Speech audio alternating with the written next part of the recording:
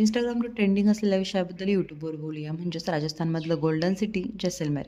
थंडीची चाहूल लागताच पर्यटकांचा ओघा जैसलमेरकडे वाढू लागतो. विशेषतः विदेशी पर्यटक इथे भरपूर प्रमाणामध्ये पाहायला मिळतात. जैसलमेरमधल्या पूर्वीच्या राजा महाराजांनी त्यांच्या सिटीला किंवा त्यांच्या हवेलीला एवढं समृद्ध बनवून ठेवलेलं आहे की कोणीही आकर्षणे इकडे खेचून घेतले जातं. तर इथे प्रत्येक भिंतीवरती एकदम बारीकपणे तुम्हाला कोरीव काम, नक्षीकाम दिसेल. आणि हा जो दगड वापरला जातो त्यामुळे ह्या सिटीला गोल्डन सिटी असं नाव पडलेलं आहे. आणि पूर्ण घरांवरती किंवा पूर्ण इमारतींवरती, साधं तुमचं दुकान जरी असेल तरी त्याच्यावर सुद्धा हाच दगड वापरला जातो इथे. आणि त्याच्यावरती एकदम छोट्या छोट्या प्रमाणामध्ये नक्षीकाम केलं जातं, ते की अति सुंदर असतं.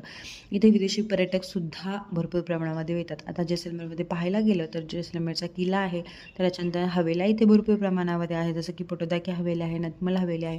भरपूर इथे हवेल्या तुम्हाला पाहायला मिळतील. त्याच्यानंतर गडीशर जिल्हा आहे, कुलधरा गाव आहे, जे की ऐतिहासिक गाव आहे. ते आता टुरिस्ट प्लेस म्हणून ओळखलं जातं.